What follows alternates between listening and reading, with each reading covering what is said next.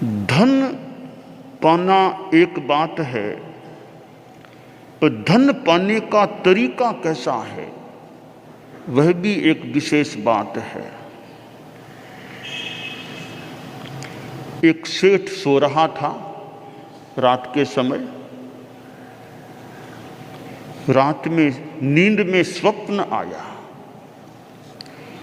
स्वप्न में देखा कोई बहुत दिव्य रूप, कोई देवी दिख रही है। स्वप्न में ही वह बोला, माँ बड़ी कृपा की मुझे दर्शन दिए हैं। तुम तो कोई दिव्य शक्तिमती हो, ऐसा लग रहा है। मेरे जैसे को भी दर्शन दिए हैं, बहुत बहुत आभारी हूं। पूछा, माँ आपका नाम क्या होता है? तो वह जो स्वप्न में दिव्य रूपधारी दिख रही थी वह बोली, मेरा नाम लक्ष्मी है। बहुत कृपा की माँ, मेरे जैसे के पास आप पधारी हो। एक आई हूं, पर मैं तो विदाई लेने के लिए आई हूं। मैं यह कहने के लिए आई हूं कि इतने दिनों तक मैं तुम्हारे घर में तुम्हारे आसपास रही थी, अब मैं यहां से जाना चाहती हूं। बोला, माँ मेरी कोई गलती हुई है क्या? क्यों जा रही हो? कोई गलती हुई तो मुझे बताओ, मैं सुधार करूं, माफी भी मांग लूं, वरना तो मेरे यहां से आप क्यों जा रही हो? तो माँ वो देवी बोली, नहीं गलती वाली कोई बात नहीं है, मैं तो चंचल हूं। चला लक्ष्मी ही चला प्राणः चलम जीवित यौवनम चला चलेत्र संसारे धर्म एको ही निश्चल है। संस्कृत का श्लोक है कि लक्ष्मी चंचल है। और भी कई चीजें चंचल है, जीवन भी चंचल है, यौवन भी चंचल है। एक धर्म निश्चल यानी बहुत कल्याणकारी है, साथ रह सकता है। तो वह देवी बोली कि मैं तो चंचल स्वभाव वाली हूं, तो कभी कहीं ऐसे हो जाती हूं, तो तुम्हारे यहाँ कुछ दिन रह गई, कई वर्ष रह गई हूं, अब और कहीं जा रही हूं। बोला, माँ ठीक है, मेरी गलती कोई नहीं है। जैसा आपने कहा गलती कोई नहीं है, आपका यह स्वभाव ही है चंचलता या कहीं जाने का। ठीक, आप पधारिए। आप इतने दिन मेरे यहाँ रही, उसके लिए बहुत बहुत मैं आभार ज्ञापन करता हूँ, और आपको मैं सानंद विनयपूर्वक विदाई दे रहा हूँ। ठीक, बस स्वप्न भी समाप्त हो गया, लक्ष्मी भी चली गई, स्वप्न में चली गई। रात बीती, दिन हुआ, पुनः रात आई, फिर वह आदमी सो गया, सेठ था। फिर रात को स्वप्न आया। आज फिर एक पुरुष दिखाई दिया, बहुत हट्टा कट्टा, शांत सौम्य, मानो कोई देवता आया हो। तो स्वप्न में सेठ ने कहा, बहुत कृपा की, आप कोई महान दिव्य आत्मा लग रही हो, मेरे यहाँ पधारे हो, मैं तो धन्य हो गया। मेरी जिज्ञासा, आपका नाम क्या है?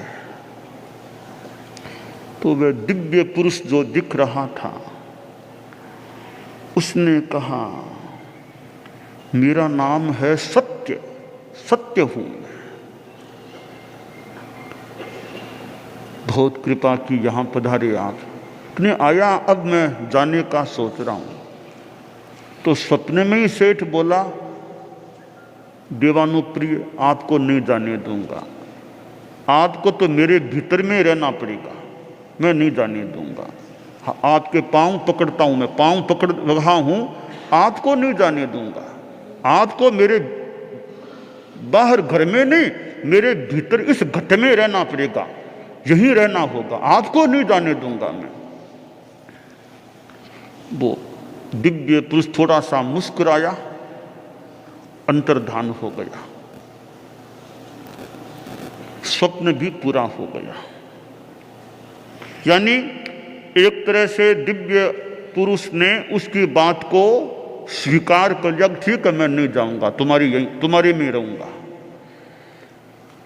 वो रात भी बीती, फिर दिन हुआ, तीसरी रात आई, फिर वह सेठ सो गया, फिर वो नींद आई, स्वप्न आने लग गया। फिर वो देवी जो एक दिन पहले वो दिखी थी वो फिर देवी आई। अब वो सेठ सपने में ही बोला कि जगदम्बे बहुत कृपा की, आपने तो कहा था मैं जा रही हूं तो फिर आप पधारी, बहुत बहुत साधुवाद, धन्यवाद, बड़ी कृपा की। अब मुझे लग रहा है कि आप मुझे छोड़कर गई नहीं, मेरे यही हैं कि बेटा जाने का मन तो हो गया था, जाने का मन तो हो गया था, मैं रवाना भी यहां से हो गई थी, परंतु मैंने ज्ञान से देखा कि कल कोई पुरुष भी तुम्हारे पास मिलने के लिए आया था, तुमने उसको रोक लिया, उसको जाने नहीं दिया। तब मैंने सोचा रे कि जिस आदमी ने सत्य को रोक लिया है, जाने नहीं दिया है, तो मैंने सोचा जहां सत्य विराजमान रहेगा वहां से मैं भी नहीं जाऊं, मैं भी इनके पास ही रहूंगी। तो बेटा मैं रवाना तो हो गई थी पर लौटकर आ गई हूं, जब तक सत्य तुम्हारे पास रहेगा तब तक मैं नहीं जा सकती। तो जगदम्बे सुस्वागतम, बहुत स्वागत, आप यहीं विराजिए, कोई दिक्कत नहीं, आपका भी सानिध्य मुझे मिलता रहे। अब वो सत्य पुरुष भी रहने लग गया और लक्ष्मी देवी भी रहने लग गई। यहां एक ध्यातव्य बात है कि जहां यह यथार्थ का पुरुष विराजमान होता है वहां लक्ष्मी भी मानो निवास करती है। लक्ष्मी का मतलब अनेक अर्थ लक्ष्मी के हो सकते हैं। लक्ष्मी देवी के रूप में दिवाली के दिन लक्ष्मी की पूजा की बात, वो भी एक बात है, लक्ष्मी देवी की पूजा। यो लक्ष्मी का एक तात्पर्यार्थ है, धन संपत्ति है, लक्ष्मी यानी धन संपत्ति है, वो भी है।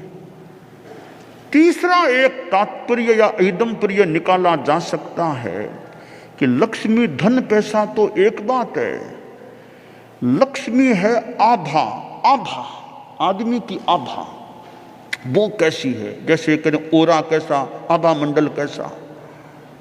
तो जहां याथार्थ है वहां वो आभा के, पवित्र आभा के रूप में लक्ष्मी साथ में रह सकती है। धन तो रहे न रहे, मान लो रहे, धन का तो आदमी त्यागी भी हो जाए, धन का तो त्याग भी कर दो, धन फिर कैसे रहेगा। धन वो न रहे पर वो भीतर की आभा, आभा मंडल, पवित्रता, उस रूप में वो लक्ष्मी आभा के रूप में रह सकती है।